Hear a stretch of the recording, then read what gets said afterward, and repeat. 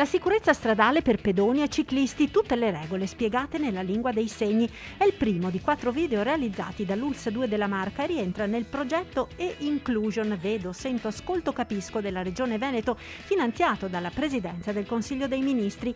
A questo primo video ne seguiranno altri dedicati all'alimentazione, all'attività motoria, alle dipendenze, il tutto nell'ambito di questo progetto che mira all'inclusione sociale attraverso strumenti in grado di ridurre le difficoltà comunicative che possono incontrare le persone con disabilità.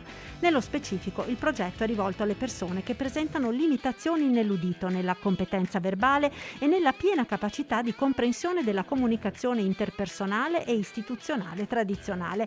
Ecco quindi tutte le principali norme del codice della strada rivolte a pedoni e ciclisti spiegate in LIS. Nello stesso progetto è stato anche attivato un servizio di mediazione linguistica, sempre in LIS, per le persone sorde che necessitano di contattare l'ULSS 2 per prenotare prestazioni e chiedere informazioni oppure effettuano una visita in ospedale o in ambulatorio. La procedura può essere attivata tramite app da PC, tablet o telefono in modalità immediata grazie ad un interprete disponibile entro 30 secondi dalla chiamata.